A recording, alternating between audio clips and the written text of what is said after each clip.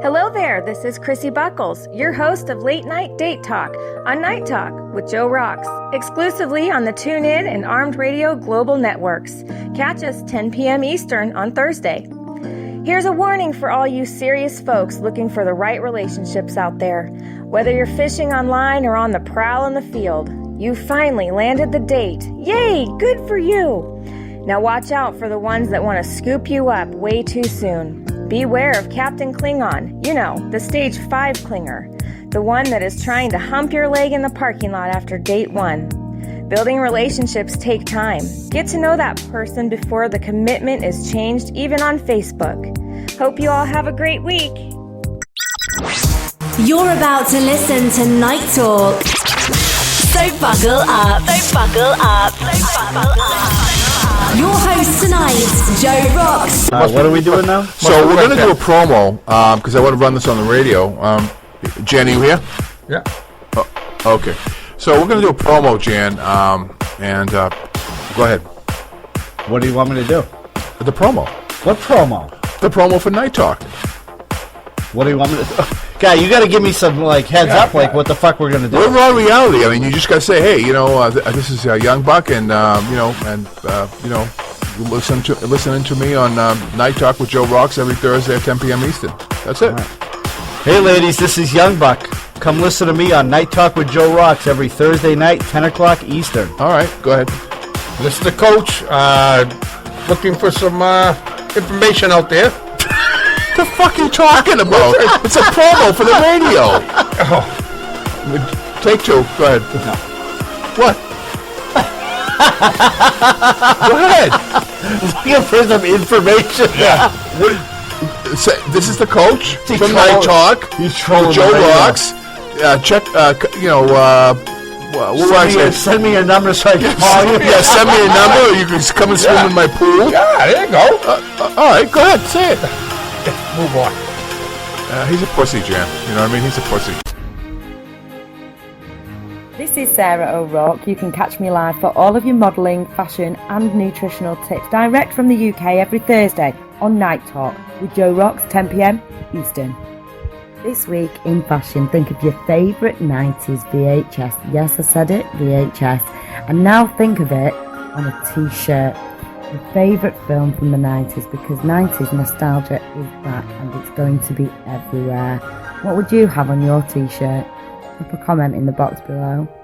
Kate Moss and Naomi Campbell will be the new faces of a charity campaign to fight against breast cancer. You can help support the campaign by buying an item from a fashion range, and a 30% donation will be made.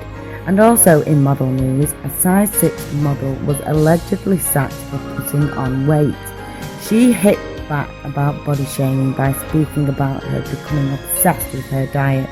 I was really unhappy to see this, but really pleased to see what she did, and you can follow the article by clicking the link on the page. All of the topic links can be found on the Night Talk page with JoeRoxx. Jimmy, push the talk. Yeah, you got to push the talk, Jimmy, I believe. I did. It didn't come through? No. No. All right, I did push. Okay, so what does that mean exactly?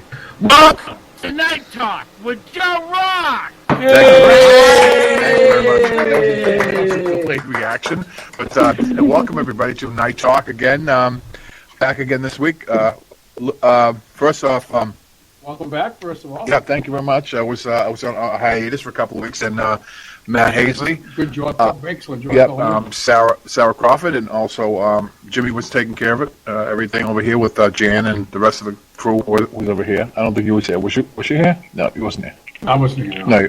I don't think you could call in with your phone, could you? No. Right?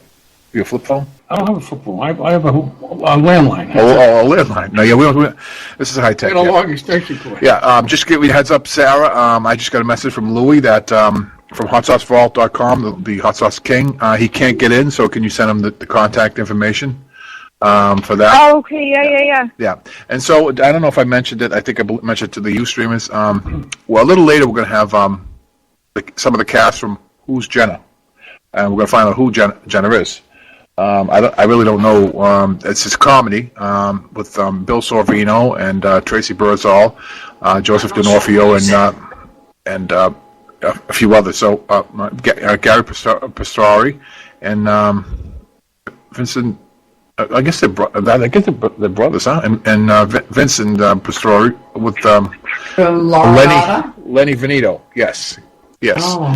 And it's a film by Tom Baldinger. Something like that. Is that right, Sarah? Something like that? Baldinger. Yep, that's right. Okay. Tom Baldinger. Okay, yep. Well, yeah.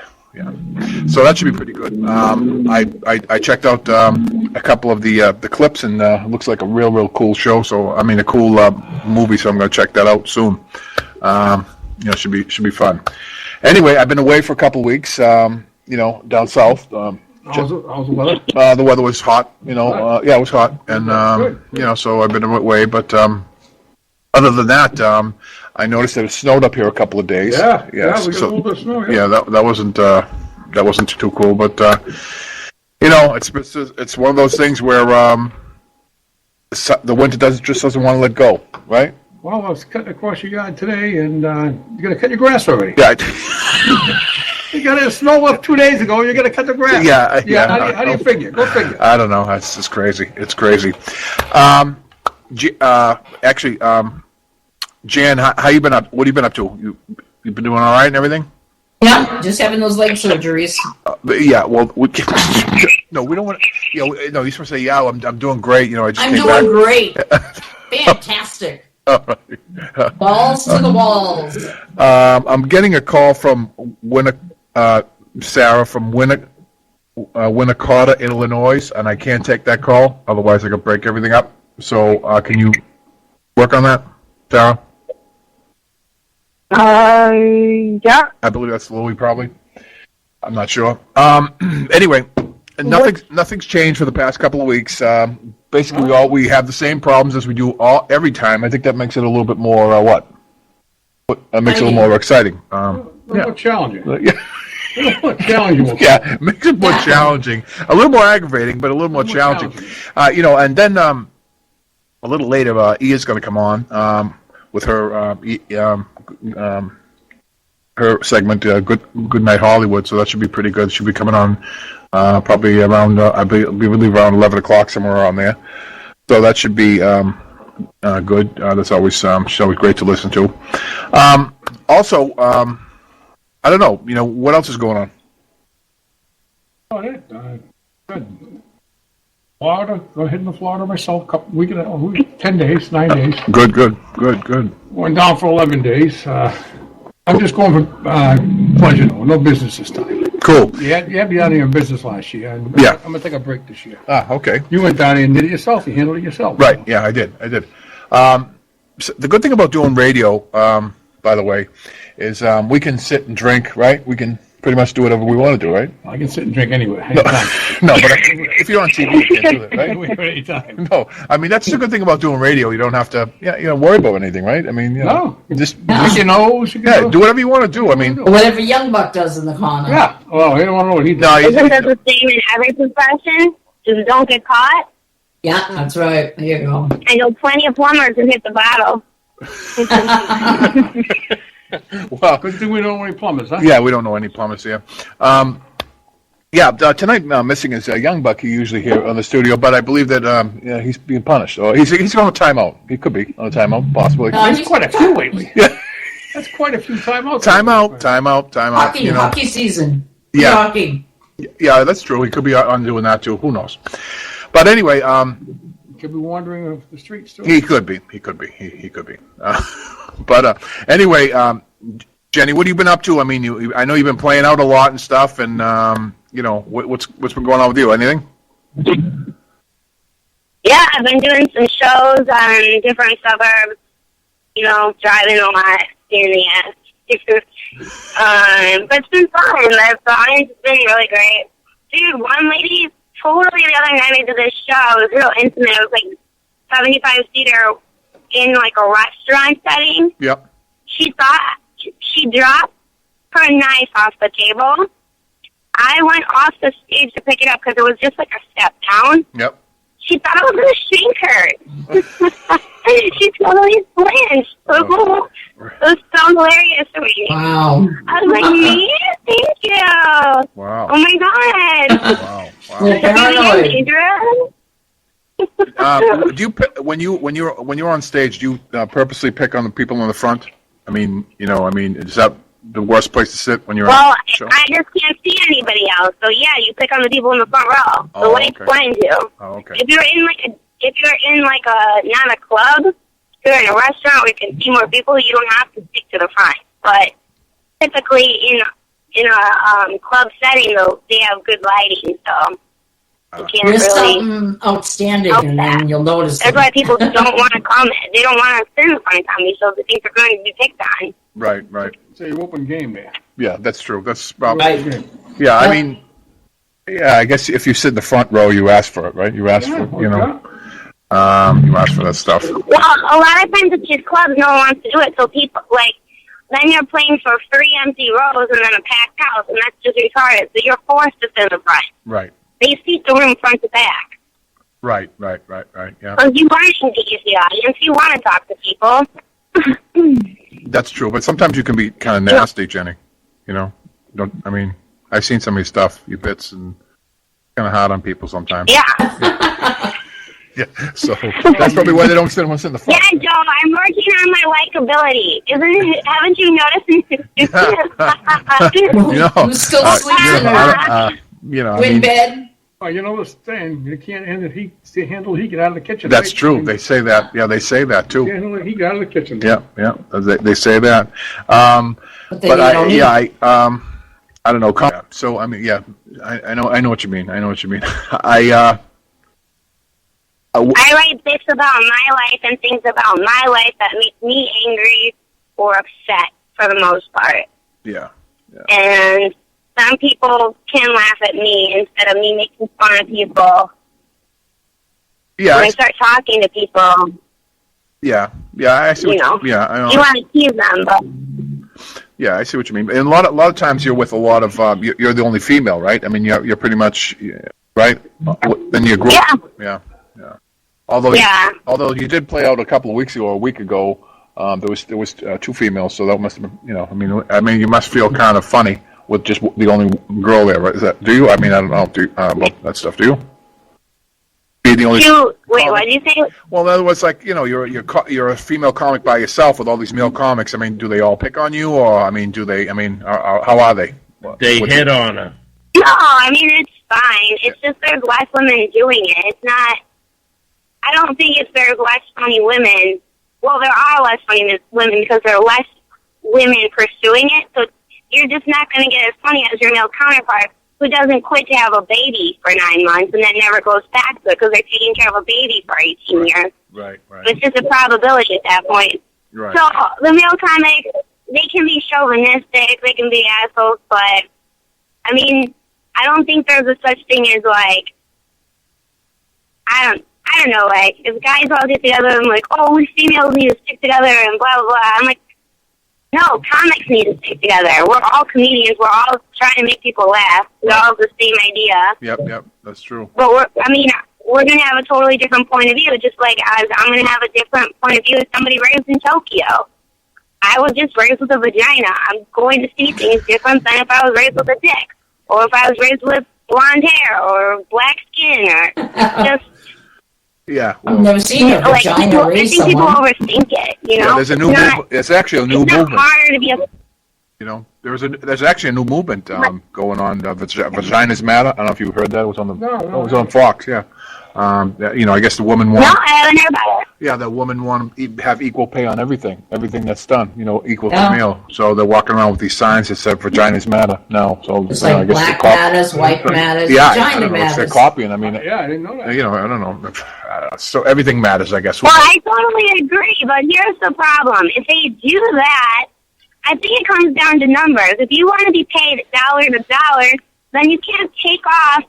The average woman has maybe 2 kids? I don't really know the statistics, but that's 18 months of not working, pretty much. Well, no, how long do you get from maternity leave? Whatever that is, times 2. 6 months, something like that. Right. Well, yeah, but Yeah, but women have to have a little time off to, reset, don't they, when they have kids? Yeah, so If you can money, yeah, you can I afford think it. if they do that, then they need to make it like, guys are protesting for paternity leave. For what? I'm all for all of it. It just needs to be, you just need to think in all the variables. So women can't demand all this time off of work if they're going to demand equal pay. It has to be gender neutral all around then. So really what should be happening is we should be assessing every person at whatever amount people are procreating at for that amount of maternity, parental leave. Oh, yeah, I got you. So to speak. Yep, I got you. So, and everyone's pay goes down. yeah, but what happens? Americans are just greedy in general. We're totally devaluing money right now. We're just adding so much money, increasing pay, when there's really no goal, there's nothing behind it. It doesn't make any sense. Right, but do you think that a woman... If you really have a skill that's a commodity, you cannot demand more money. That's a tangent, but... fuck it. That's one thing about talking with a woman, you really can't get anything. What about a woman that's spaded? I mean, what do you think about that? Like, then, she should get equal pay, right? Like a spaded woman? A woman that what? Is spade, like can't have kids? She should get equal pay? Do you I think? thought meant a black woman. No, spade. I can hear you now, sorry. Oh, my God. What do you fix like? What do you call him? Tracey Birdsall. Well, okay. Sorry. Hi, Tracey. How are you today? Yeah. Hi, I'm doing good. How are you? I'm doing very well. This is Sara. Yeah. A party over there. Yeah, we're just shooting the breeze. Hey, Sara, it's Tom Baldinger as well. How are you? Hi, Tom. How are you? Good. We have a couple of the cast from... Bill Sorvino here. I'm in the car. Okay. Hey, Bill. Hi, Bill. Hey, everybody. Hey. We have Bill Sorvino. Louis here, too. Tracy Birdsall. Oh, hi, Louis. Louis. Hi, how are you? Louis and also... Well. Louis from the Hot Sauce King? Yeah, hotsauceclub.com. I'm here, Joe. All right, Hey, and also... hey, how you doing? I'm not sure what that means. Yeah, well, you will. That's my company. So, you guys probably, when you guys don't do interviews like this, I'm sure, because it's kind of like we have a lot of different, it's not like a typical show, right? They're different. So what I'm going to do is I'm going to have Sara, she did a lot of background work on you guys. She's going to take over and ask you a few questions about your film. This is Who's Jenna? This is a breakout comedy coming up soon. So, Sara, you take it away. Yes. Very exciting, guys. So I'm going to start with Bill. So where are you from, Bill? I'm from New Jersey. I have a lot of noise going on here. Why don't you start with Tracey or Tom? I'm about to pull over. Sounds good. Okay, Tracey, you can take the floor then. So how are you tonight? I'm doing great. How are you? I'm doing very well, very well. Everyone's very busy on here. We were all just having a bit of a conversation before you guys got on, but we're excited to have you guys on tonight. Yeah, we were just rambling off about a few different topics. Like we usually do. So where are you from? I'm actually from here. I live in Los Angeles. I was born in Burbank. It's a very boring story when you're talking to other actors that are here from all these different countries and stuff like that. But yeah, I was born and raised out here. Well, very nice, very nice. I think California's an exciting place to live, though. I mean, compared to... I do, too. I wish I lived in California. It's very cold out here in Canada. It would be nice to be there. Yeah. We're about 70 today. Jesus, that's nice. Oh, man, that would be amazing. 90. Yeah, it's nice. We're in shorts and tank tops. Yeah. Real nice. Oh, I'm jealous. So tell us a little bit about yourself. I've been an actress my whole life. I absolutely love what I do. I love bringing characters to life and assigning them like all these different things that make them all individual. And I've got 4 films coming out this year. I have this one with Jenna. I have Rogue Warrior Robot Fighter, which is a science fiction film. I have At the Edge of Time, which is another time travel film. And I have Diary of a Fat Man, which is actually premiering in Cannes right now. So a lot of stuff going on. You're a busy girl this year, that's for sure. Yeah, it's a good thing. So what began your acting career? Probably standing on cardboard boxes in the front yard, making believe I was David Cassidy or the family. I always turned everything into an acting experience as a child, and my parents wanted me to do something else and to use my brain, but it's the only thing that I wanted to do and that I could do, and the only thing that drove me. And so here I am today. Yeah, no, you definitely go with what you love and stuff, and clearly you've made quite the actress out of yourself and stuff, so that's good that, I can't wait to see Who's Jenna. I'm very excited about that movie. Me too. I also noticed that you were a news reporter for CNBC. Mm-hmm. I've done a lot of news reporting in between things. Yeah. Yeah, no, I didn't know that about you, just, doing some background research and stuff. We're going way back there. Yeah, I didn't know that. She goes deep, very deep. There you go. Yeah. So tell us about your role in Who's Jenna. Well, my role in Who's Jenna was really, really fun because even though she resembled to, Andy, which is Joe D'Onofrio, she reminded him of a famous porn star. Even though that she was her own character. I mean, Tom did a really brilliant job of designing these characters and giving them their own life. And she's actually an attorney, and she falls in love, and it's a beautiful story. And Bill and I lived this story like, we just lived it. We didn't act it. We lived it. And that's amazing. Yeah, it was amazing. It was a great experience. It was a lot of fun, and I love raunchy guy humor, so I love this movie, and I love the script because I laughed in the beginning, I laughed at the end, I was laughing the whole time when I first read it, and it was just brilliant. So I wanted to bring her to life. I wanted to give her a personality and a cause and memories and experiences that made it where hopefully the audience will also feel the same thing and just love the characters and love the film. Of course. Yeah, no, I've never been into acting, so it's always interesting hearing, an actor and actress's point of view of stuff like that, because it's true, like, you guys really get deep into the character, and to be that person in that role, you have to, right? So it is interesting how... I think we might get too deep at times, but we're very into just, like, creating this persona that walks onto the screen, and it's a real life, and... I get in a lot of interviews, people are like, oh my God, you look different and you act different in everything you do. And I'm like, well, yeah, because they're all different characters. We're actually living that. Yeah.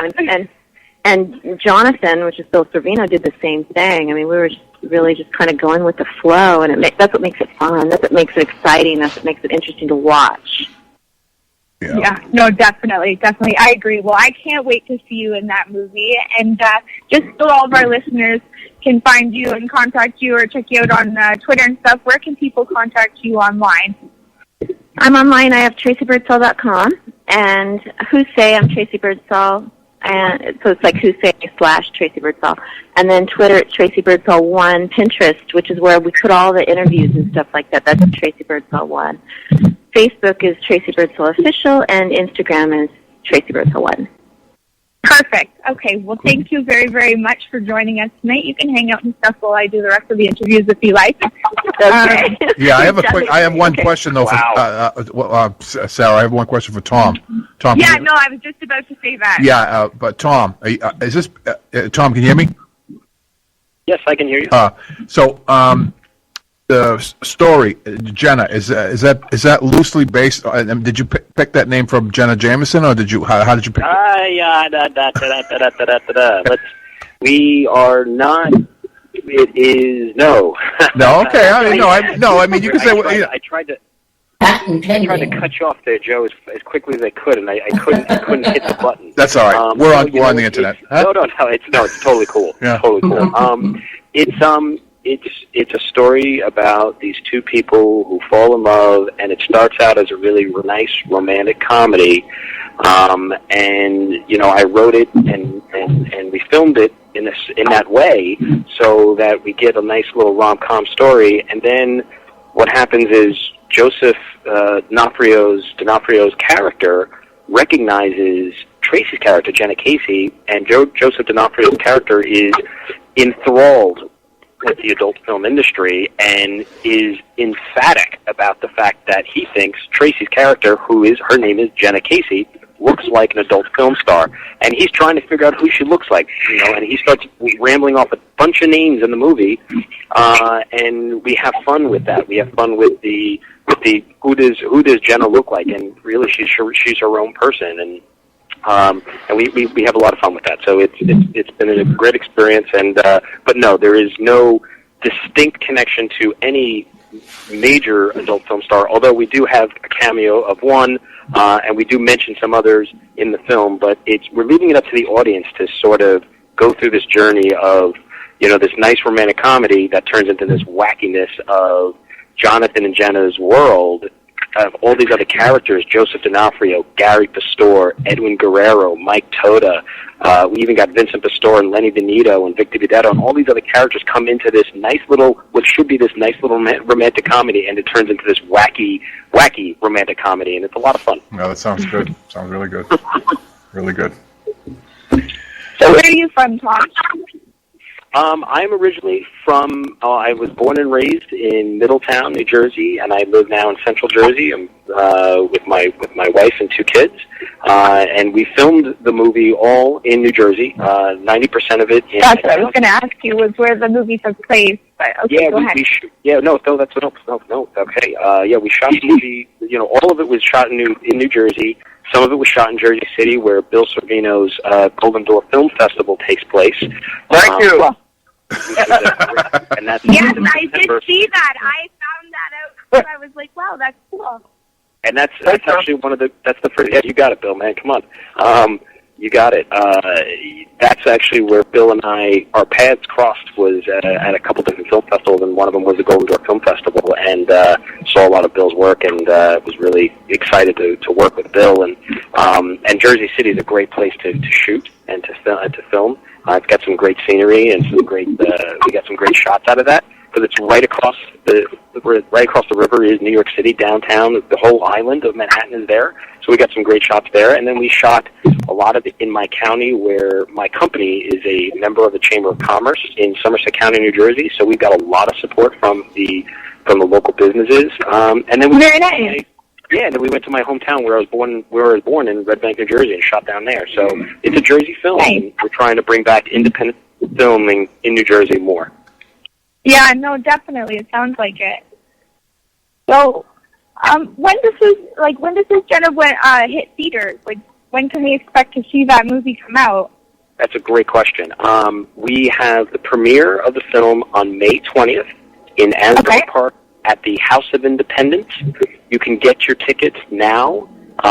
It is a VIP red carpet premiere on May 20th at the House of Independence, May 20th. Starts at 7:30 p.m. You can get your tickets at whosjenna.splashthat.com, or you can go straight to thehouseofindependence.com, or you can go to 624-productions.com and get your tickets there. It's what we're doing is we're doing a red carpet event starting at 7:30 with media and red carpet photo ops. Then we're going to do that sounds like so much fun. And then we're doing a screening of the film. And then after the film is a VIP party with the band Slim Chance and the Gamblers, who have a couple songs on the soundtrack. And one of their songs, What Kind of Man, is on the trailer now, and it's the theme song of the film. So they're going to be playing live that night. So it's going to be a great... Oh, that's cool. Yeah, sounds good. Sounds good. Real good. Definitely. I wish I was more local out there. I would go and check it out. You can check it out. Just fly out there.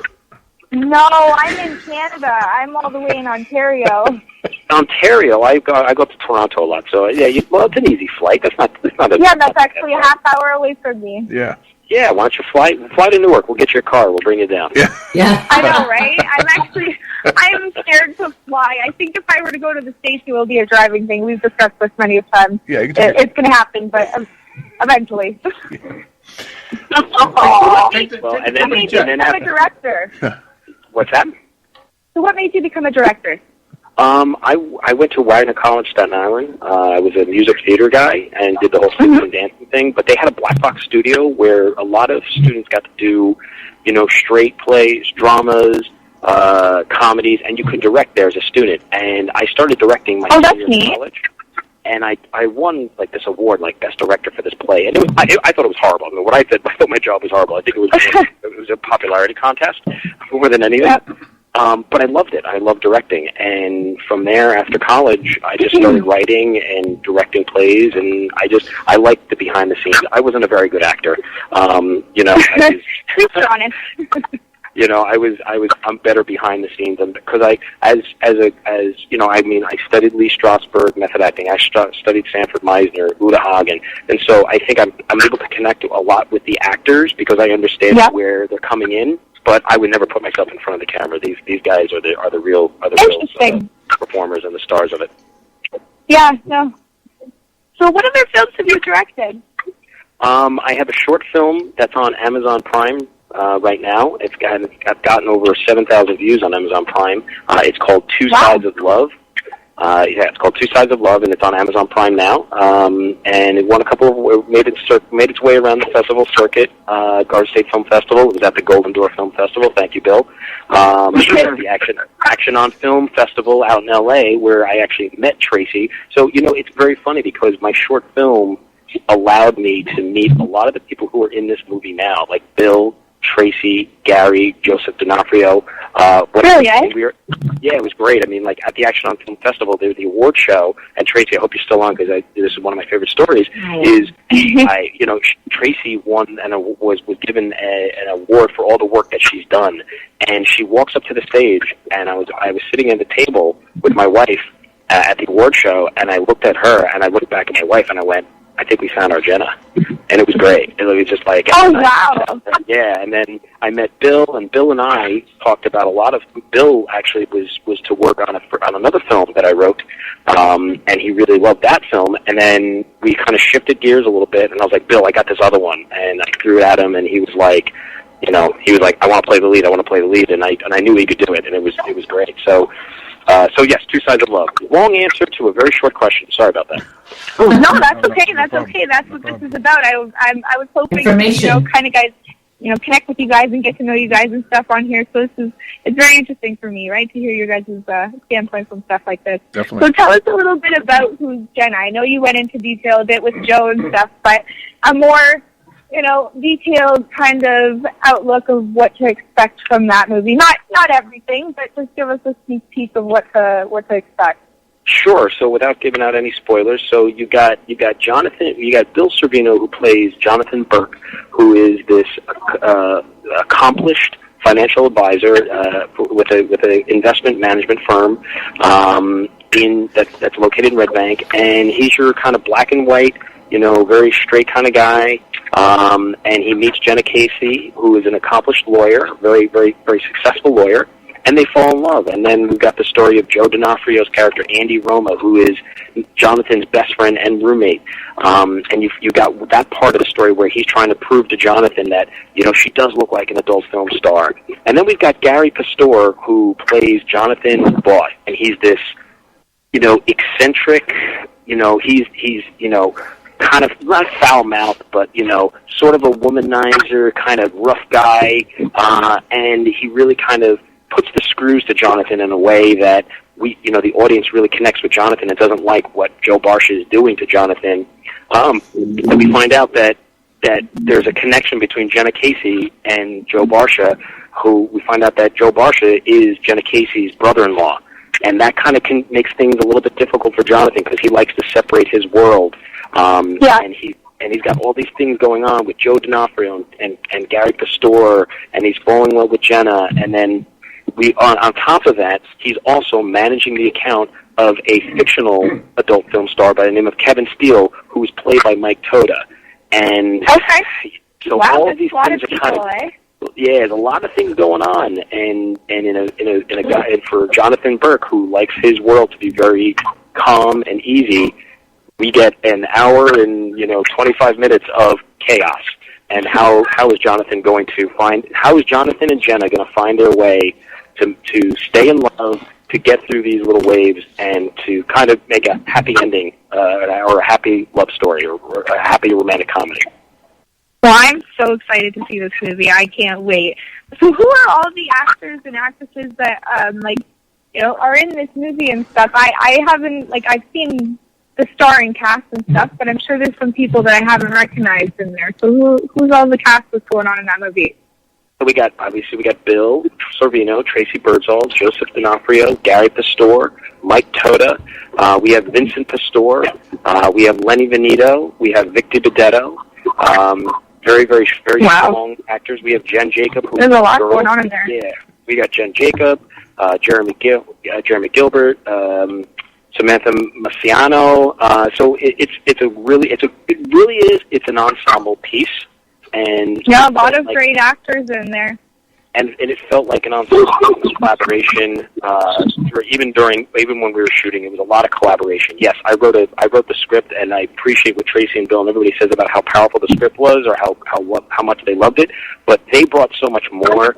And I'm not saying it because they're on the line, but it was even on set, they would bring so much more, and they would say, "Hey, Tom, let's try this," or "Tom, I want to try that," and it was a collaborative effort. It made it a really great process making the movie. That's amazing. Yeah, no, what goes from one person's idea turns into, a group of people working together to make, a great finish in the end. That's awesome. Yeah. So if people want to check you out on, sorry, go ahead. No, I said it was just a lot of fun making it, and it was a lot of fun just watching the footage and editing the film, because there's so many great performances that it was very hard for me and my editor to find what we wanted to use and what we had to put to the cutting floor. That's how good these guys were. Definitely. So if we wanted to check out the trailer and stuff online, I know we have it on our ARM Radio fan page, or our armradio.com. We also have it on our Night Talk fan page, as well as my fan page. But is there a website in specific that we can go in and look that up? Obviously, people can look it up on YouTube. I'm sure there's a trailer on there.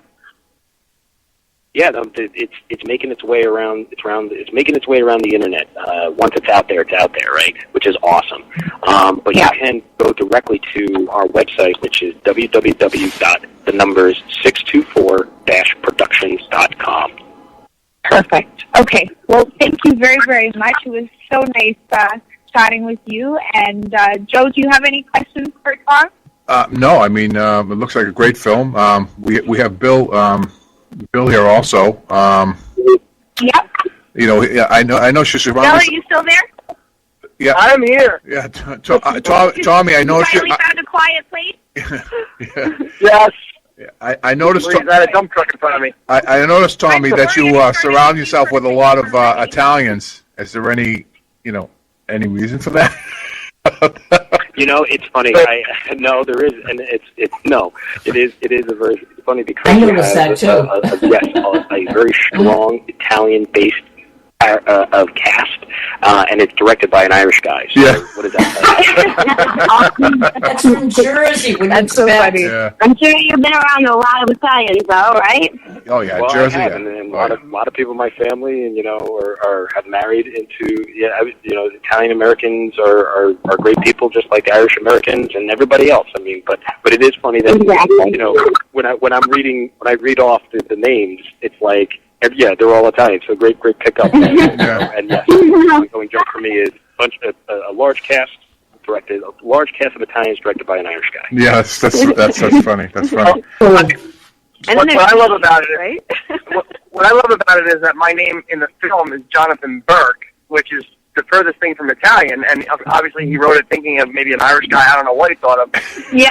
I'm all about not being labeled the mob actor or any of that stuff, because you know what? I'm a guy. I'm just an actor. I'm not an Italian guy. I'm a guy. I'm a person, right? So I can play whatever works, And so the fact that my name is Jonathan Burke, I'm excellent. It's not Jonathan Burkino or some nonsense like that. I'm Jonathan Burke. I'm some nondescript name. So this way, is he Italian? Is he not? No, screw it.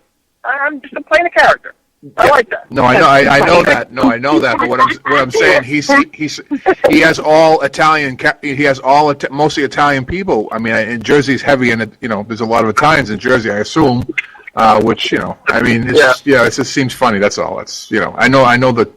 But he didn't play it as an Italian. You played it very much as a human being. Yeah, the other guys played it as Italian. Well, Italians are human beings also. No, we are. I mean, we're Just because we have a vowel on our name, it doesn't mean anything, right? I mean, you know. You didn't play it with any sort of stereotype. There was no stereotype. No, I know, Tracey. I'm kidding with you. I'm kidding with you. I'm kidding. You're from California. You don't know anything. This is East Coast humor. So. I can get Italian on you if you want. Okay. No, but I love that because you brought something more to it because you weren't stuck in the idea of being an Italian or all these Italian. You're digging yourself deep, Tracey. And I got met with you guys, and I didn't know what to expect. Yeah, so I thought that was really cool. Yeah, she's digging herself deep. But she, what are you going to do? I'm listening to you, Tracey. It's okay. Thank you. No, she don't know. She's from the West Coast. You know what I mean? It's, that's the way they are out there. But no, I mean, everything. No, That's so funny. So, Bill, what have you? I mean, you come from a very. Am I assuming that Paul is your father? Is that or a cousin or uncle or what? He's my uncle. He's my father's brother. Okay, cool. Yeah, that's cool. He's another great actor too. Yeah, you come from a great line for sure. I mean, it's must have been really a pleasure working with you guys, Tom. With these guys, Tom, you got a great cast, a real great cast. So you got family who are actors too? I do. Believe it or not, yes, I do. She's from Canada, Tom. Bill, she's from Canada. She's not. So this is the $1 million question that comes up in every interview, which is the fact that you may or may not know who my uncle and cousin are, but Paul Sorvino. Oh, I know. Okay, great. That's perfect because I love interviews where they don't bring it up, but it's okay. We can talk about it. No, I'm not bringing it up. I'm just saying you come from a good line. It's cool. It's cool. Yeah. I'm just, No, listen. I'm very close with my uncle and my cousin Mira. Mira's an Academy Award winner, and she won in. Yeah, she was in she won for a Woody Allen movie, by the Aphrodite. And my uncle was, Big Paulie and Goodfellas, and he's pretty well known as well. And so coming from that kind of line of acting, I had to be very serious about my acting as well when I went into it. So it's actually a double-edged sword where you have this this thing hanging over your head about this family thing, but at the same time it's like it drives you. Is that what started your acting career? Yeah, of course. How can I say no? I was around it all my life. I saw it all my life. like I said, I'm very close with my uncle. I'm very close with my cousin Mira, and I was a singer-songwriter for many, many years, and I was on the circuit in New York, New Jersey, this whole tri-state area. I was signed to a small record label, and then something hit me out of the blue that I wanted to go into acting. And of course, in the back of my mind from all my years of being around it, it hit me. So I went to one of the best acting schools in the world called William Esper Studio, who my uncle actually studied with as well. And here I started acting about 9-10 years ago or so, and here we are today talking about this amazing film. My first gig was a short film with Domenica Scorsese, who is Martin Scorsese's daughter. Martin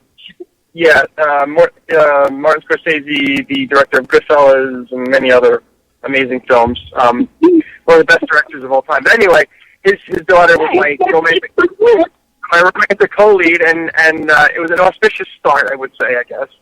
And we hit the circuit. We won some awards with that film as well. But and then I did a bunch of films that kind of evaporated into thin air as indie films do.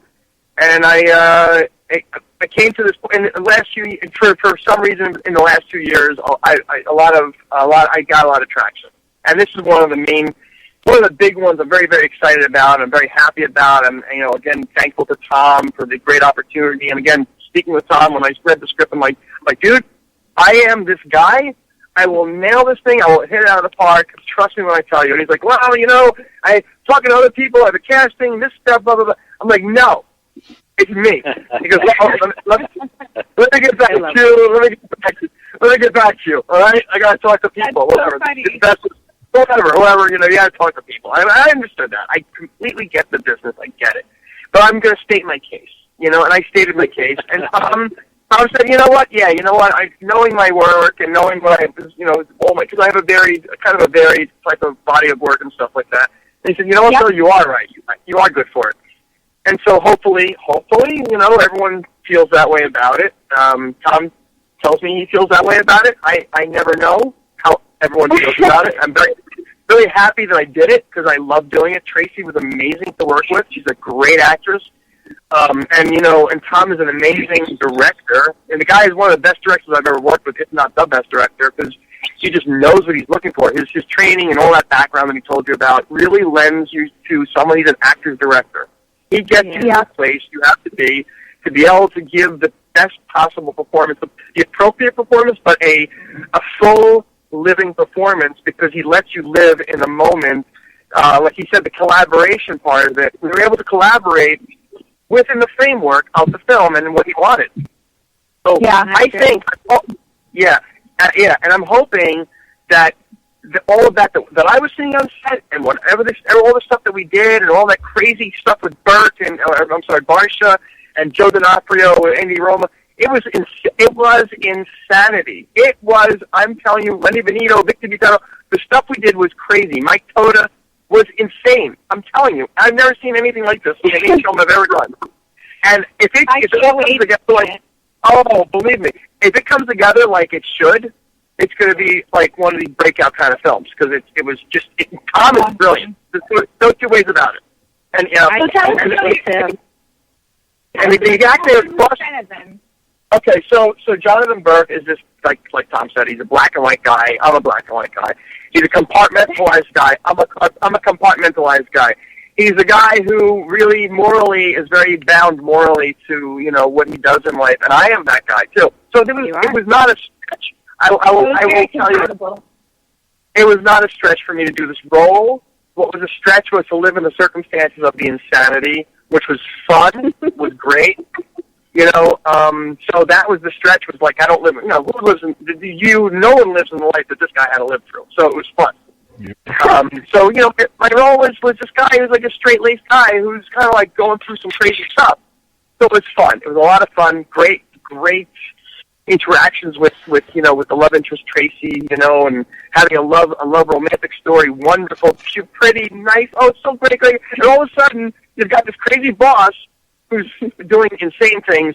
Can't even say it. It won't give anything away. And my nutjob best friend who lives with me, who can't pay the rent, can't do this, can't do that, and he's the porn and this. It's like, oh my God, it's one thing after another. And then we got Lenny Benito and Victor Butano and Mike Toda.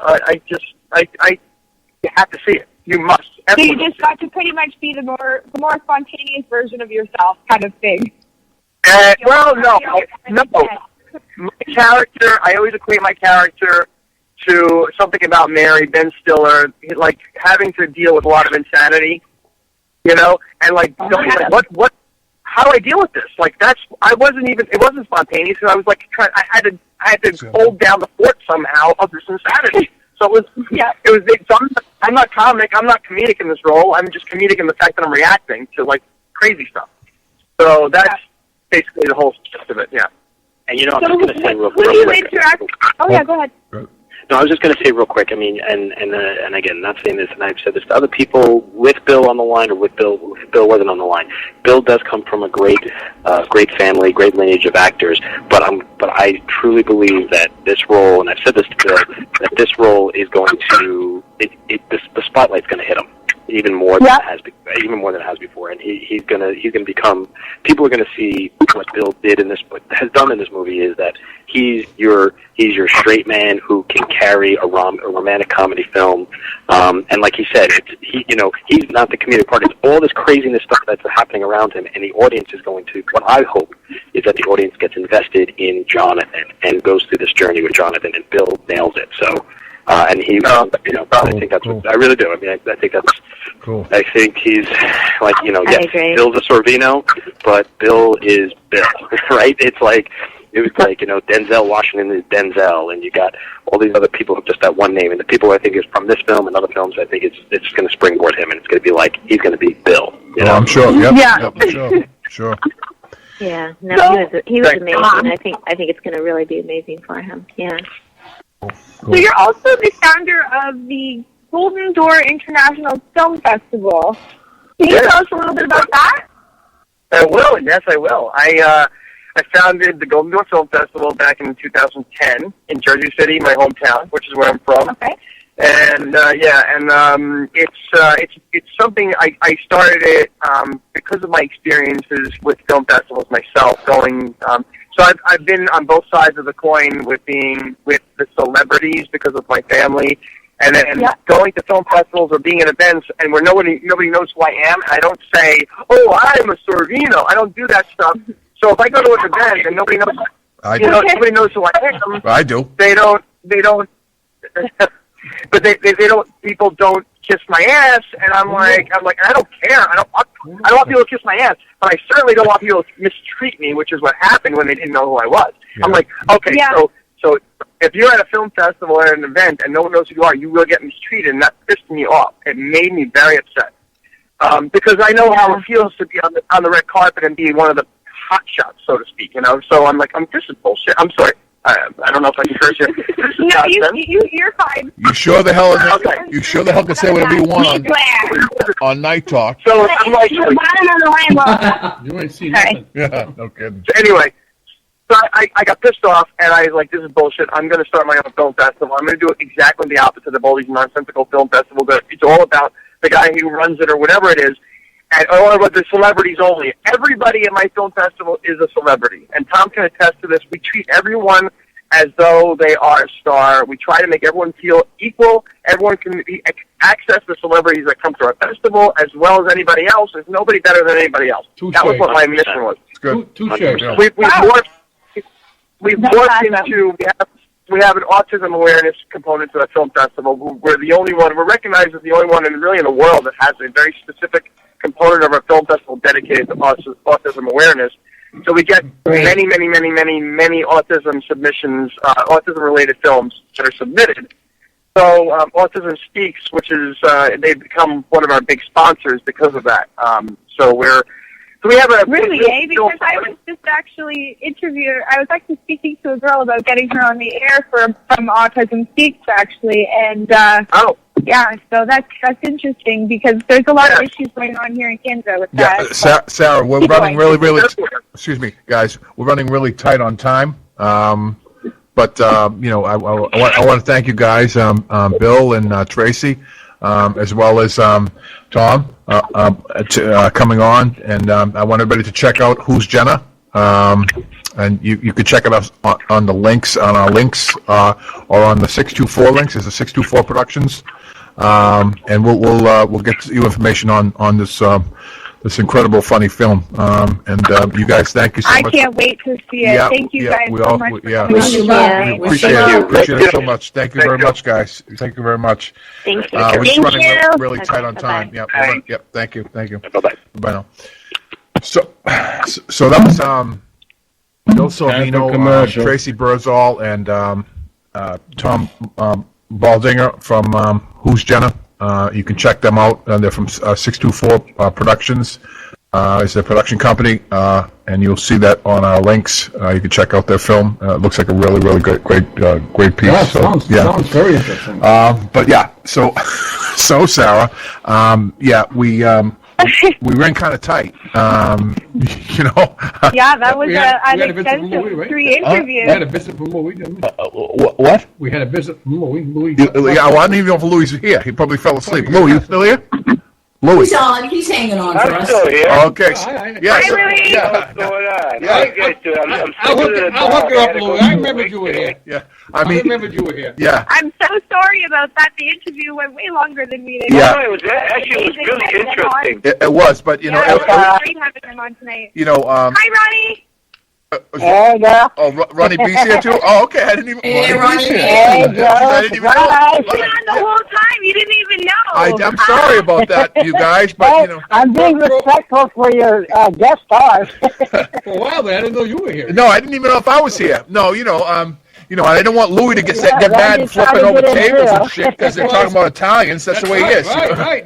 That's why I said Louis. Yeah. Stop talking about Italians. Visit from Louis. Yeah. Just because we have vowels on the end of our name, Louis. You know what I'm saying? It's just that's the way it is. Ronny doesn't have to worry about that. His name's B. Ronny B. Yeah. Hey, Ronny, what's happening? So what have you been up to, guys? Hey, Lou. What have you been up to, guys? Me? Yeah. You're asking me? Yeah. Finished finally the lyrics. I talked to Monica. Oh, okay. And Cool. she said she likes it. Oh. So now, me and Chris are ready to go to the studio and just get going and record. I can't wait to hear it. Yeah, you got a little view, and Awesome. you heard about it, right? Yeah. So you know. Yeah, you know you did. You know, Jenny, right? Do you know Jenny? Ronny B.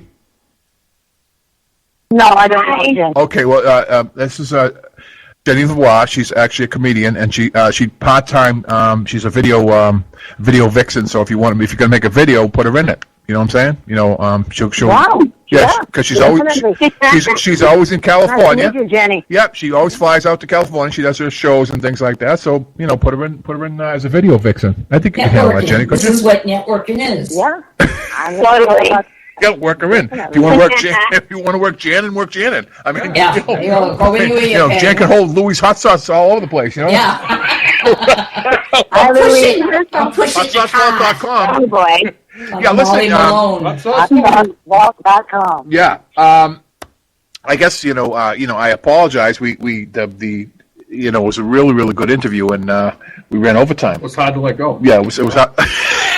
it was hard. Yeah, it was hard to let go. Walk around and Jimmy. No, it was hard to let go. It was hard to let go. Yeah, I mean, yeah. But yeah, it was a great interview, and you know, I mean that movie's going to be really funny. I do like comedies and things, that, you know, so it should be very, very, very good. Yeah. Sounds very I hope we're invited to the red carpet event. Yeah, you can go. We all go. Yeah. Actually. Okay, let's go. Yeah, why not? Sarah's Janice there. Hey, Ronny. Yeah, this 90 is Jenny. minutes. Hi. 90 minutes. Yeah, 90 minutes. Yeah. Yeah, you can go there, Jenny. You know. Okay, let's do it. We'll go as a group. Jersey truck. No. We got a road trip going? No, we ain't got a road trip. We ain't gonna go. No way. Anyway, road trip. I'm all done with road trips right now. But anyway, Lou, what have you been up to? Anything? Same old stuff. It's just busy. I got a cold on Saturday. I've been fighting this thing. It's killing me. And hot sauce, barbecue sauces are starting to fly off the shelves now. So you guys are looking for some barbecue sauce, you come and visit my site. It's that time of the season again. But I had a couple of jokes I wanted to tell Joe. Okay, go ahead, Lou. Go ahead. Hey, I got a couple funny one-liners. You know, there's your mama joke. Since you were talking about Italians, it brought to my mind. You know, your mama's so fat, her blood type is marinara. You know that one,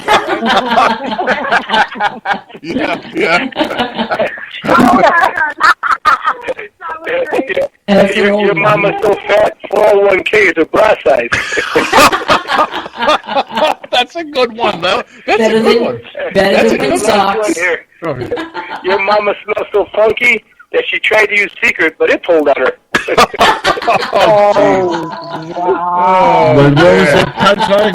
got another. I hope I don't offend any gay people. No, they don't. No, nobody's gay here.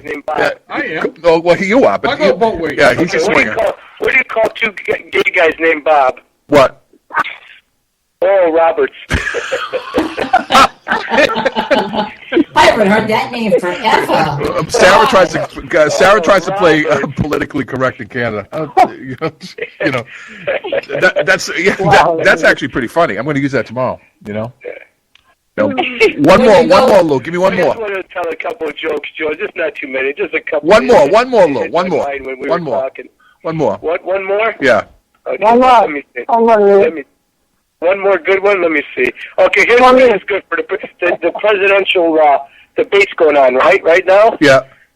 With the Democrats. So why are Monica Lewinsky's cheeks so puffy? Why? She's withholding evidence. Oh, that's too funny. Oh, jeez. Are you hearing this, Sarah? Yeah. Jeez. You know, that is good. Yeah, that is good. Hey, what did you say, Ronny? I said, are you hearing this joke by Lou?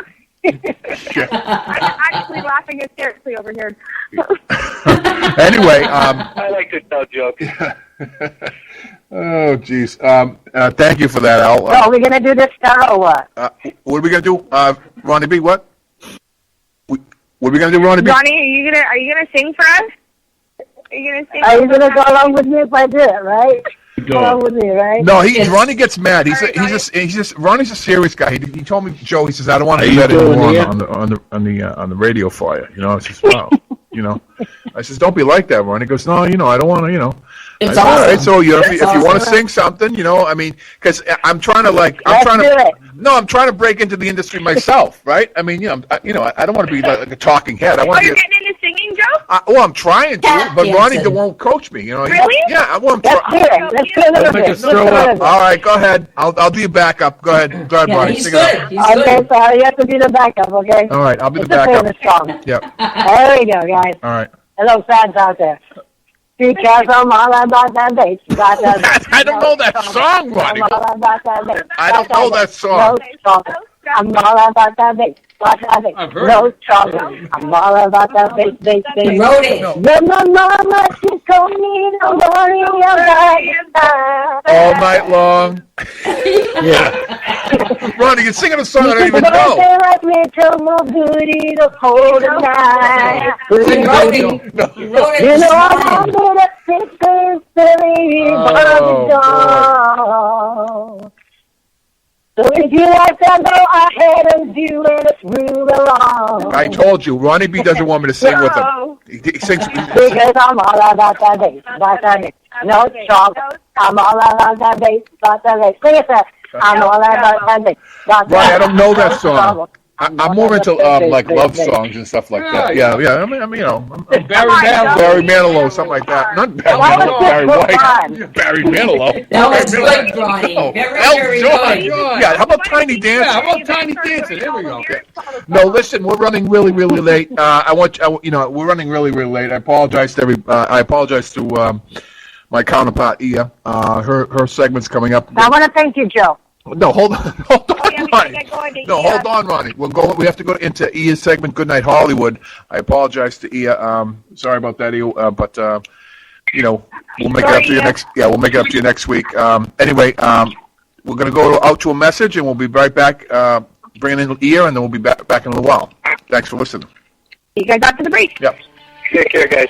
Bye-bye. Okay. No, we're not.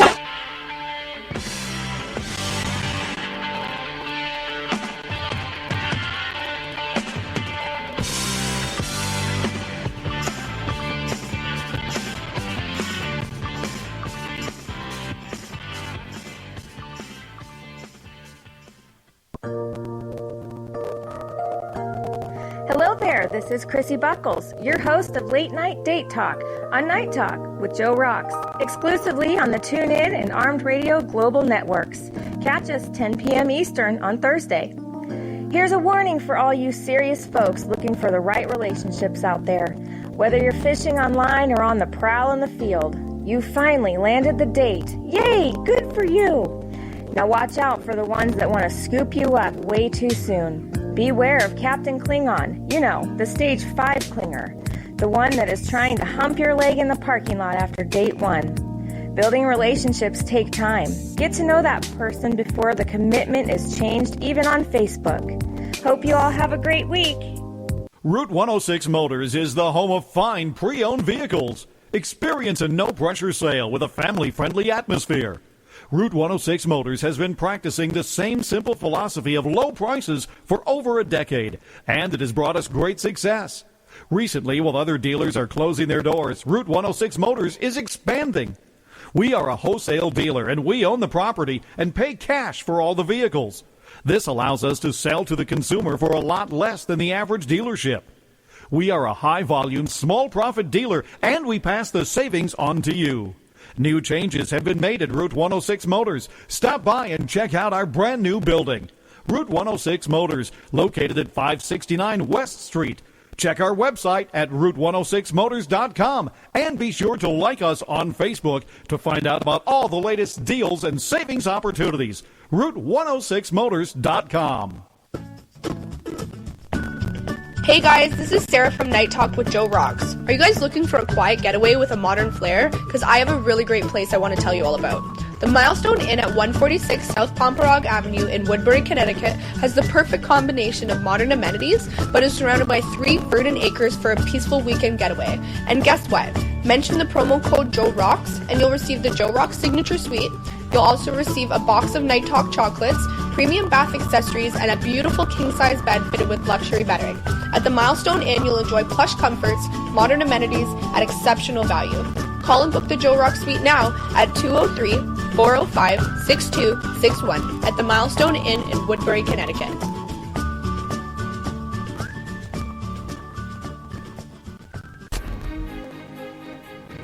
This is Sara O'Rourke. You can catch me live for all of your modelling, fashion and nutritional tips direct from the UK every Thursday on Night Talk with JoeRoxx, 10 p.m. Eastern. This week in fashion, think of your favourite 90s VHS. Yes, I said it, VHS. And now think of it on a t-shirt. Your favourite film from the 90s, because 90s nostalgia is back and it's going to be everywhere. What would you have on your t-shirt? Put a comment in the box below. Kate Moss and Naomi Campbell will be the new faces of a charity campaign to fight against breast cancer. You can help support the campaign by buying an item from a fashion range and a 30% donation will be made. And also in model news, a size 6 model was allegedly sacked for putting on weight. She hit back about body shaming by speaking about her becoming obsessed with her diet. I was really unhappy to see this, but really pleased to see what she did, and you can follow the article by clicking the link on the page. All of the topic links can be found on the Night Talk page with JoeRoxx. Hey everyone, thanks again for joining me this week on Goodnight Hollywood. I'm your host Ia with all your fashion, music, and gossip on Night Talk with JoeRoxx, 10 p.m. Eastern, exclusively on Armed Radio Global and the TuneIn Satellite Network. Don't forget to follow me on Instagram, Twitter, Snapchat, SoundCloud, and Reverb Nation at Everything Ia, and that's Everything Ia, EYA. And check out my Facebook fan page. You can find me at Ia, and that's capital E, capital Y, capital A. So this week we're talking about something that is very, very popular in LA right now. It has definitely caught on as a trend, and that is going vegan. My special guest today is Jordan DAEM. I interviewed him earlier this week when we were at the CBS studio, and he shared with me his lifestyle and why he went vegan, and, you know, tips on, you know, different things that you can do nutrition-wise. Everyone has their own reason to go vegan, if it's for the environment or because of animal cruelty or diet. You know, everyone has their own unique reason. So he shares with us a little bit why he became a vegan. He did tell me to watch, he named out a few documentaries, but I did watch Cowspiracy yesterday, and it did open my eyes. You know, there does need to be a change. This earth is not going to sustain much longer unless there is a drastic change. So watching Cowspiracy and, you know, really wanting there to be a planet for future generations, it did open my eyes.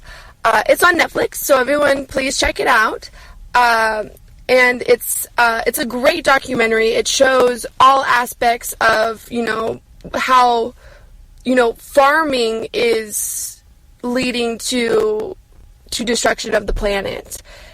It's produced by Leonardo DiCaprio, and it's very controversial, so a lot of environmentalists are not speaking out about it. But it's very informational, and I really loved it, and I definitely think everyone should check it out. But before we get to the interview with Jordan, I do want to catch you up on some celebrity gossip. So, babies are in the air. Both Drew Barrymore and Megan Fox are both pregnant. Megan Fox and her husband are expecting a third child together. They are splitting up. They have they're still continuing their divorce, but you know, they still live together and they're still doing the co-parenting thing. So, you know what? I'm really happy for them, you know. That's really exciting. Drew Barrymore is also splitting up with her husband, but rumor has it that he may not be the baby daddy. She may have found a new boyfriend or a new love interest, and she is expecting as well.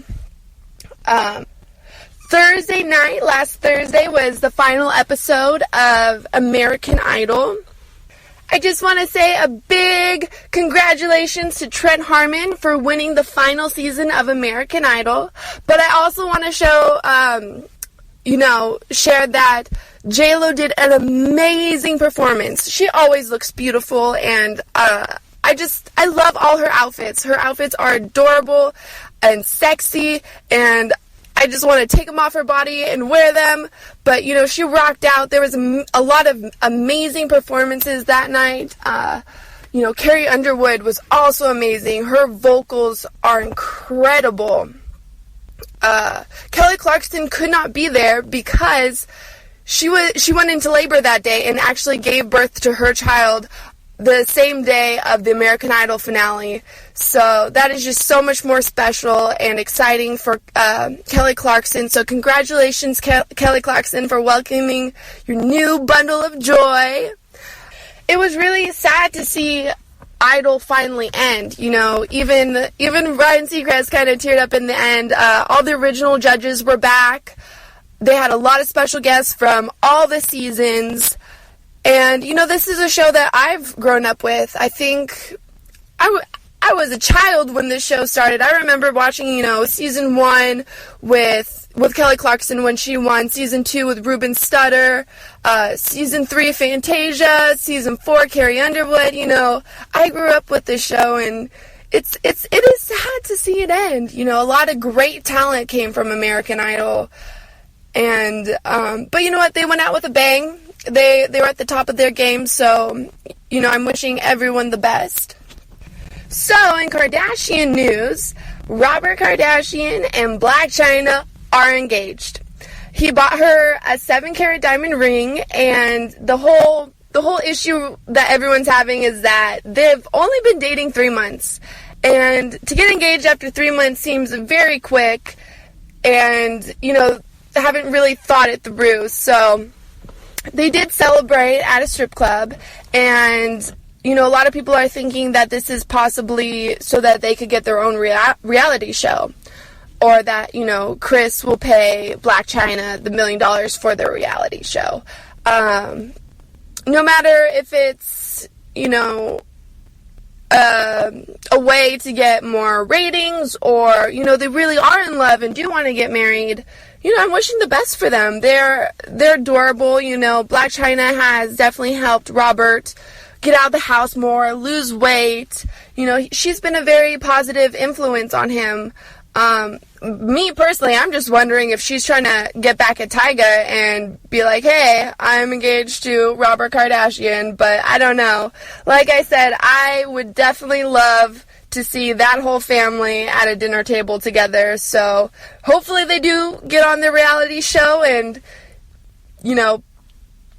it would be really interesting. I don't know. It's just, that whole dynamic is just very interesting to me.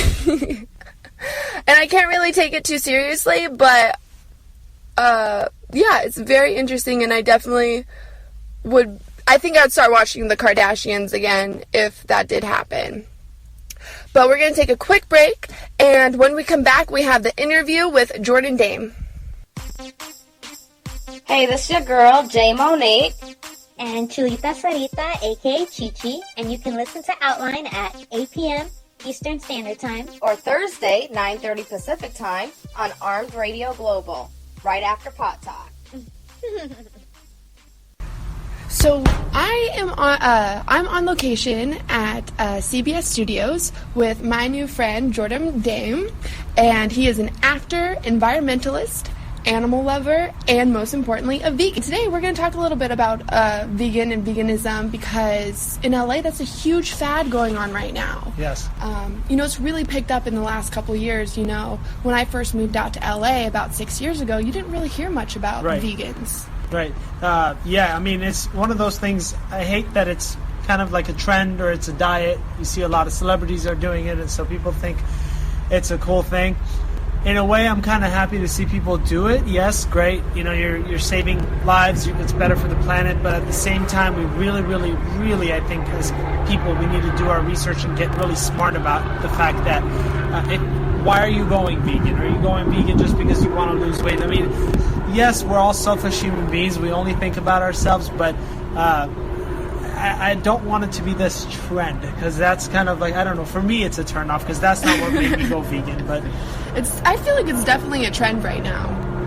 In LA it is, you know, but if you go in certain parts of the world, especially like India, you see a lot of people who are vegan or at least vegetarian, and so for them it's not a trend, it's a lifestyle. So, but at the same time, I am kind of happy, because yes, you are looking at people in LA who've never had an idea as to what's going on when it comes to being vegan, and all the things that are related to, if you're not vegan, you know, how you're actually affecting the planet and global warming, all of that. But it's cool because a lot of people copy LA and the people and what we do. It's almost like a virus. It kind of spreads through the U.S.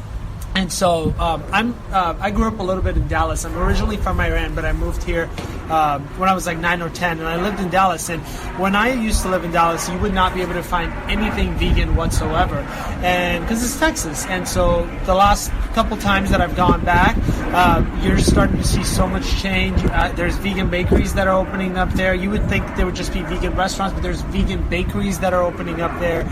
A lot of health food markets are starting to pop up there, because really, I don't know how to describe it, but it's almost like everything's kind of embedded in our brains. We're raised, our families, you know, raise us a certain way, and they teach us a certain diet, and it's kind of tough to undo those things. But I mean, it's doable. I've done it. I grew up in a Persian family where we do nothing but eat. Our food has a lot of meat in there. Yes, we have a lot of spices, and they're delicious. But I had to, you know, as soon as I moved out, I had to kind of undo everything. And what made me go vegan personally, I mean, you can go vegan for so many different reasons. For me, I went vegan because I saw a post on Facebook, and it said, it had a picture of an animal on it, and it said, if you couldn't look into this animal's eyes and kill it yourself, why are you paying someone else to do the dirty work for you? And that's what kind of just, something went on in my head. And I honestly I had never met anybody who was vegan. I had never met anybody who was vegetarian. And it just was this thing where I was like, what the heck have I been doing? How come no one's told me about it? Yes, I'm paying someone to kill this animal for me. And so, yes, you can argue it in many ways and say, oh, well, you know, the only reason I'm doing it is because I can't raise a cow in my own backyard. Okay, great. You can argue everything. I understand that. But for me, just my own personal choice, that's what kind of made me go vegan. And I don't think a lot of people know, when you go vegan, you're automatically an environmentalist. And I say that because 51% of, like, global warming is caused by raising cattle, raising pigs, and so... Oh, yeah, you were telling me about cow farts today. Right, so cow farts, for instance, that's what's causing the air to change, you know? And so when you go vegan, you're automatically an environmentalist. I don't, like, that's why I recommend a lot of... I don't know, can I mention a few documentaries that I think people should watch? I mean, I text you today, too. I told you the exact same thing. I think that people need to watch Cowspiracy. That is the #1 film that we need to watch. What I love about the documentary, it's co-produced by Leonardo DiCaprio. It doesn't tell you that you need to go vegan. Even the guy who co-produced it alongside with Leonardo, he wasn't a vegan, but when he started doing the research, and it took him a couple years to kind of get this film ready, he realized that he had no choice but to go vegan. You know, I can understand if we lived 300 years ago where we raised our own animals and everything was local. I can understand that, but now because of the amount of population that we have on planet Earth, we have so many people that we can't continue to live our lives the way we are now. If we do, there will be huge consequences to pay. And so I always tell people, I'm like, if you want to have children, if you want to pass your genes down, because I hear you want to follow these, you know, get married, fall in love, have kids, all that. Yes, you want to do that. Well, don't you want to leave a planet for your kids? Yes, I do. I'm like, then why are you eating meat? And they're like, well, it's what I grew up with. It's delicious. Okay, fine then. You know, I'm not going to argue with people, but I'm always one of those people who's interested in giving people some of the facts, just because as a kid, I've always been kind of eager and nosy. I've questioned everything. Oh yes, everything. You have so much knowledge about nutrition, and you were telling me last week that if you haven't been sick in how many a couple years? As far as cold is concerned, at least like a good 5 years, and I'm dead serious. Have you been vegan 5 years? 4 years. Okay. So I remember I would get colds a lot. I had severe allergies. Every morning when I would wake up, my mouth, like the back of my mouth, was always itching, and I had these little dots popping out of it. And you wonder, you go to doctors and they're like, well, let me give you this shot, let me give you this medication. And what we don't know is these are huge corporations who supply these doctors with medication, with injections, and tell us to do it, take it, and you think you trust your doctor. And it's just one of those things where I became vegan, my allergies went away, my energy level is unbelievable, through the roof, and you know me. You have a lot of energy. You're like, I haven't had any coffee today. I'm like, I'm on my third coffee and I'm still tired. Right, and I do drink coffee twice a week at least, because it is good for you. It's one of those things where it's not bad and to put that in your system. I mean, it does taste really and good. I drink it like just straight. I don't ever add creamer or any of that stuff to it. Yeah, because that's not vegan. Well, you could go almond milk, coconut milk, and all that, but I personally, I just like raw coffee, like just straight coffee. I like the taste of it. That's what kind of does it for me in the mornings when I do drink it. But I mean, it's one of those things where my allergies went away, my energy went through the roof. You think better, you see better, you become a lot more nosy, and that's a good thing. I tell people, I'm like, become nosy. Go out there, find out information. Don't let ads, and do you ever see ads for kale or spinach on TV? No. But you see ads for farmers, chicken, and you see those the characters that they have, the chickens. Totally. Foster Farms. Foster Farms. Exactly. Right. Well, to be honest with you, it wasn't until about, I want to say, 2 years ago, I didn't even know what kale was. I thought that was like a boy's name. Right. I had no idea it was a plant until I went to this place called Earth Bar. Yes. And my roommate at the time recommended it, and it's so good. The smoothies and the acai bowls, and but I was like, what's kale? Right. And then all of a sudden, as soon as that happened, it was like kale was everywhere. Right. And you know what it is that a lot of people go to these places that do have the healthier alternatives, and they go, well, being vegan is so expensive, I can't afford it. You know us, we're in the acting world. It's up and down. It's all over. I mean, you're never guaranteed a paycheck, you're never guaranteed a job. And so it's one of those things where you're basically, the best word I can use is you're hustling every single day. I'm vegan, and I spend maximum maybe $125. I mean, on a bad month, I spend $150 on groceries.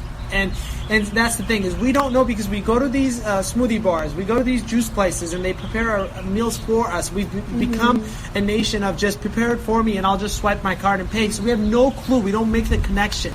But you can buy organic kale from Ralph's for $1. You can buy organic chard for $1.50 or $1.99. I mean, and those are things that it will change your life. You can start adding it into your diet. Now, I must say, we have so much. See, when it comes to being awakened, there's so much research that goes into it. I can sit here for 10 hours and talk to you, and I still would have more to say. But I tell people who want to go vegan, because I know people that have gone vegan because it's a trend. And then they end up losing hair, or they get really sick, or they go to the doctor and the doctor says, hey, and a lot of doctors are clueless too.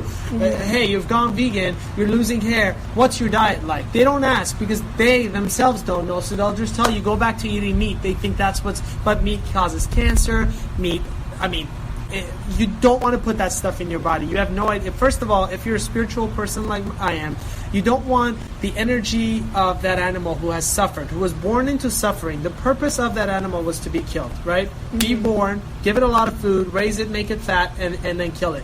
I don't want that exchange of energy. I do not. I don't want that in my body. But if you're not spiritual, it causes cancer. So if your health really matters to you, then, and I don't care what kind of meat you buy, 99% of meat on the market, there's no way you're going to get the best kind of meat, unless you live in like some small town where you raise your own cows and you feed it grass, which that rarely happens. Yeah. The production side of it, 99% of the meat, it's owned by like 3 corporations, and so all of our eggs, dairy, all this stuff, it's owned by corporations. So Well, I also feel like it's full of GMOs and Right. hormone steroids and Right. growth hormones. And if you just wonder, I mean, if you start doing a little bit more research, I'll give you 2 more things that I really got to say. So if you're going to go vegan, please, these are the things that you need in your body to make sure that you are a healthy vegan. Okay? First of all, the vegan industry is another industry, just like the meat industry. Be careful. They want your money. All that stuff is processed too. So when I say go vegan, it doesn't mean go to your vegan store and buy a bunch of vegan stuff. It means raw, healthy, real stuff, things that you know where they came from the ground. Okay, so you need nuts, seeds, grains, fruits, vegetables. I feel like I'm forgetting something. So fruits, vegetables, nuts, seeds, grains. I swear I'm forgetting something, but if it comes to me, but just make sure that you're getting grains in your body, because that's protein. Like for instance, quinoa, that's protein right there. Spinach is going to be your best friend when you're vegan. Kale is going to be your best friend. Bananas are really good for you. Bananas help with blood pressure, but they're full of potassium. I mean, listen, fruits are good, vegetables are good. But make sure you buy. Yes, pineapple, for instance. I mean, if you get a cold, what do you go and do? You go to your nearest store. You go to CVS or Walgreens, and you pick up NyQuil, DayQuil, whatever, right? Pineapple is that medicine for you. That's the thing. Nature and like God and the planet has provided us with everything. But these evil corporations have taken over the planet, and they don't want you to know about this stuff. That's why you said you had never heard of kale before. Yeah, no. I had never heard of kale before because I was raised in the U.S. So I had to do my own research and find out. And we're blessed enough. We live in a country, I think, as many bad things as happens in this country and as many evil corporations run it, there's so much research, there's so many good people out there that want to give you the facts, that want you to know about health and be conscious and take care of your body and run your own life basically and be the CEO of your own body, right? They want you to do that, but the problem is that we don't have the time, we say, right? Mm-hmm. A lot of times we say we don't have the time. If you especially in LA, time, everyone is busy in LA. Right, but mostly everybody I talk to in LA has Netflix, and they're like, have you watched Game of Thrones? I'm on season 20. I don't even know how many seasons there's been out, but I don't watch that stuff because, again, yes, it's great. It takes you away to this fantasy world, but it does no good for you. There's no benefit in it for you, and there's no benefit in it for the planet, and there's really nothing in it. You're just watching this fictional thing, and then that's it. That's the end of it. So spend a little bit of time. Everybody has a little bit of time, to make conscious choices. And so the other Netflix that I want to recommend people to watch that's really important is a documentary called Fed Up. And basically, this came out, I think, in 2014, if I'm not mistaken. It's about our schools are basically sponsored, the lunches are sponsored by Coca-Cola and Pepsi. Most schools that you go to in the United States are sponsored by them. How in the hell did we end up here that we want Pepsi and Coca-Cola running our schools, feeding our children, right? So what did they do? People fought for it for years, right? And then they said, we want to have more vegetables in school. We want that provided for our children. They now consider pizza a vegetable. What? Because it's got tomato paste on it, and tomato's a vegetable. That is crazy. Right. That is crazy. Watch Fed Up, and watch the last one is, so watch Cowspiracy, watch Fed Up, F-E-D, and then Up, just like Up. And then Food Inc. Food Inc. is another really, really good documentary.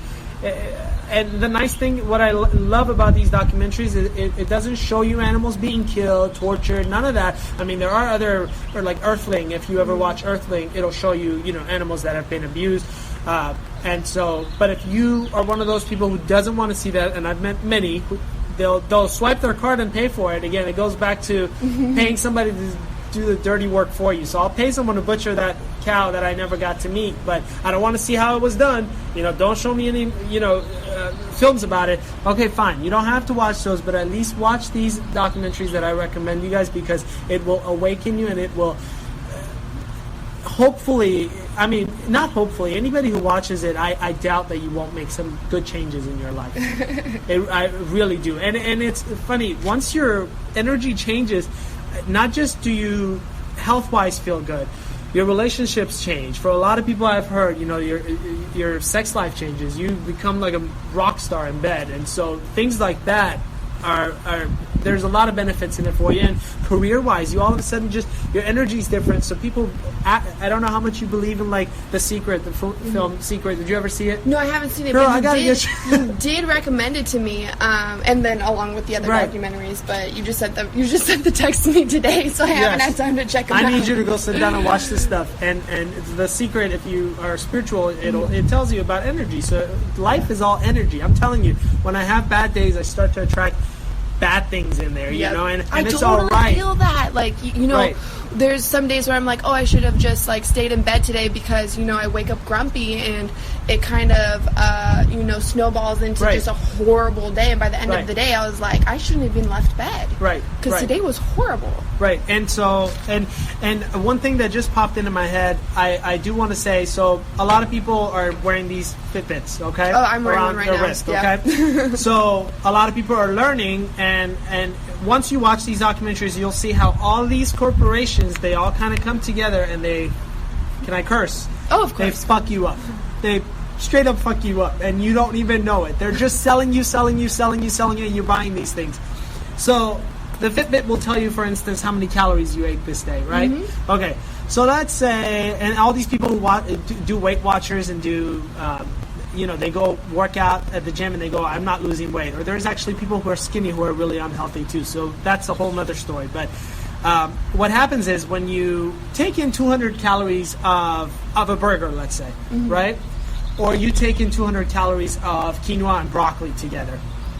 The 200 calories, first of all, from your body digests good food, healthy food, real food differently. It doesn't take all that 200 calories.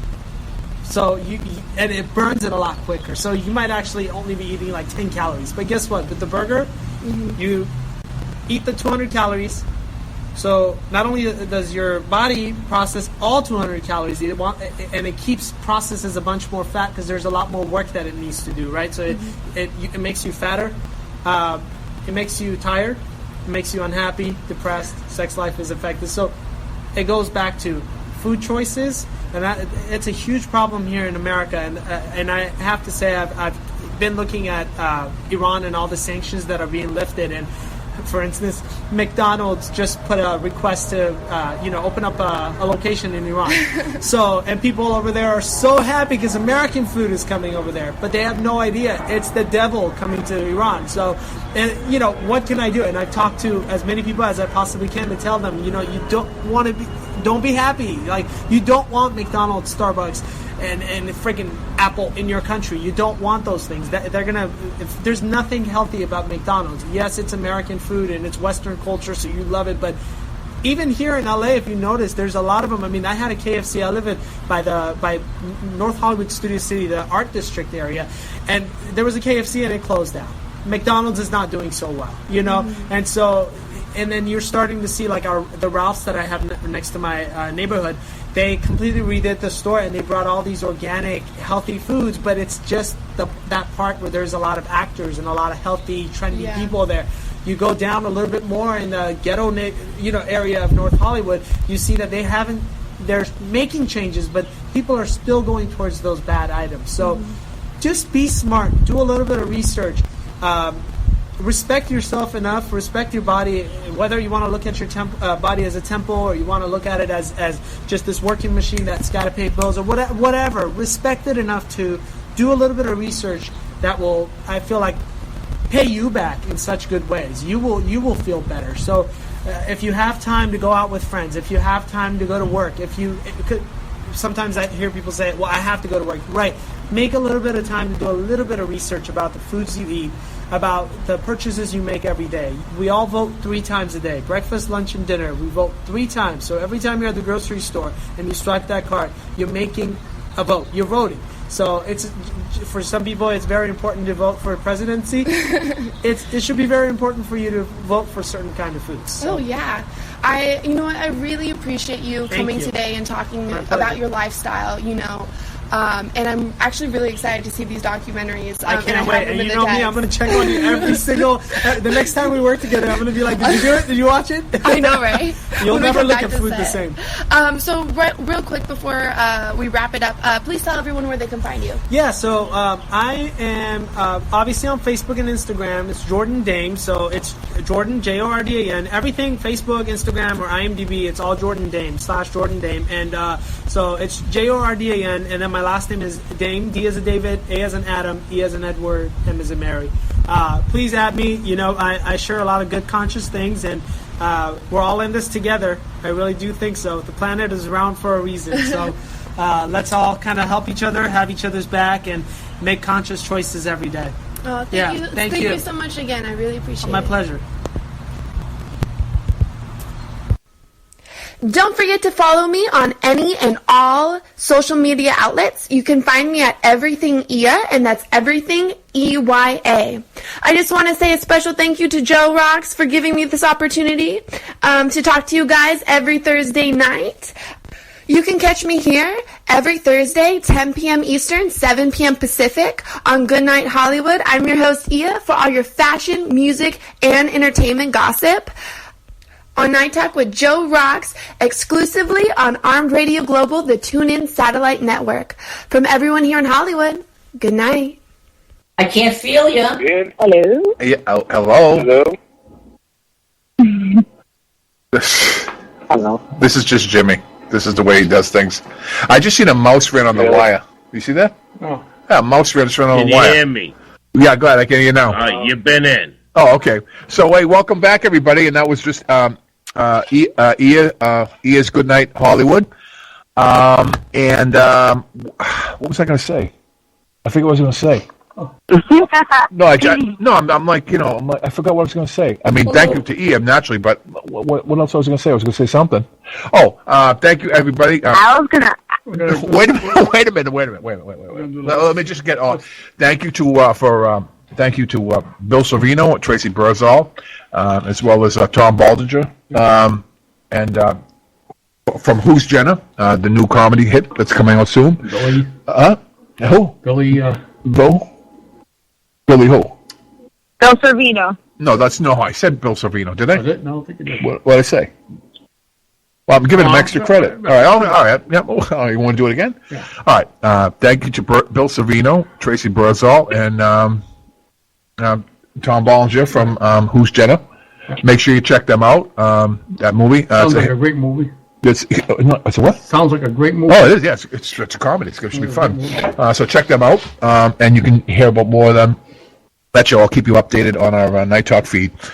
Thank you, everybody, for joining us. I think Jenny wanted to say something. She wanted to, Yeah, shout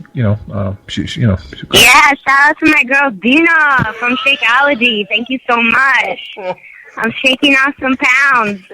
Vanilla is my favorite flavor, but there's strawberry and chocolate too. What? We got a little something for everybody over at Shakeology.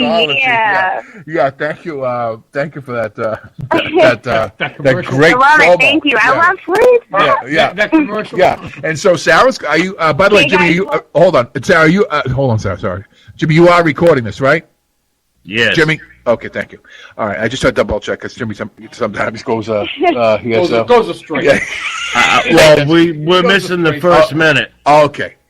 Anyway, Sarah, Sarah. Okay, guys. Well, that's a wrap for tonight's edition on Night Talk with JoeRoxx. A wrap? What's that? Is that movie talk? Okay, go ahead, Sarah. A wrap. That's a take. And EYA'S Goodnight Hollywood. You can catch it every Thursday night at 10 p.m. Eastern Standard Time. I'd also like to thank everyone for coming into the show tonight. So I'll start by thanking our special guests on tonight's shows, which was director Tom Ballinger, actor Bill Sorvino, and actress Tracey Birdsall. Don't forget to check out their new movie, Who's Jenna? I'd like to also thank EYA'S Goodnight Hollywood and her special guest tonight, Jordan DAEM. Chrissy Buckles, our late night date talk host. Dena with her Boston accent to put us all into the healthy groove. Thank you to Ronny B, as always, for coming in and hanging out with us. Always great to have you on the show. Hey, Ronny. Sarah O'Rourke, our UK model, fashion, and nutrition segment producer, for letting us know what's at British Style. Aimee from Wine Talk with Aimee Chiofalo, Cindi Hobbs for keeping your hair looking great, Kimberly Murray, our no-nonsense political news commentator, actress and producer Alinda Harr, and of course can't forget Jan, Matt, Jimmy, Young Buck, and Coach. So thank you all. Hold on. And Jenny. Jenny Lavoie. You forgot Jenny Lavoie. I knew you'd fuck that up. I told How did I forget Jenny? I'm sorry, Jenny. Yeah. What about Louie? No, it's cool. No. I didn't take too much tonight. How about hot sauce? No, what about I don't Louie? have time. What about Louie? Hot sauce. You forgot me. Oh, I didn't get that far yet. Okay, go ahead. Continue. All right, Her list is going Thank on. you to tonight's video girl from her name was Lena, right, Yeah. from Belgium. Yes. She did a great job on her video. Great job. Yes, she did. Great job. Great. You see that, Jenny? Don't forget to stop by our Night Talk shop also and get yourself a Night Talk hoodless hoodie. www.armradio.com or armradioglobal.com. We can't forget to thank our sponsors. Don't worry, I didn't forget about you, Louie. Louie from the hotsaucevault.com. We also got Limo Black Car Services at www.limoblackcarservices.com. Joyce's Hair Salon in Everett, Massachusetts. www.eat24.com and ringcentral.com. So you can check us out every Thursday night on Night Talk with JoeRoxx. So you can call in and join us toll free at 1-866-225-5401. Until then, we'll see you guys next week. Oh, one thing before we go. Don't and if you're ever in Connecticut, Woodbury, Connecticut, don't forget to stop by the Milestone Inn and book the JoeRoxx suite. Oh, you get Can't some forget nice Milestone Inn. chocolates, huh? You know, maybe a bathrobe or something like that. You know, all right. But anyway, I gotta investigate. They've got quite the Night Talk package going on over there. there's a package over there. Anyway, good night, everybody, and thank you for what? For stopping by or For listening? for listening in, for listening in and viewing us and so on and so forth. Thank you, everybody. Number one. Thank you, Ronny B. Thank you, everybody, and thank you for support, and thank you, everybody, and we'll see you again next week. Good night. Love you all. All right, good night, guys. Good night. Yep, good Nice night. to meet you, Jenny. Yeah, nice to meet you, Ronny B. Check out my page. No, Jenny. Yeah. Okay, Yeah. thank you, Joe. Don't forget, you got to put her as a video girl on your next thing. Ronny, out there. Louie, Joe.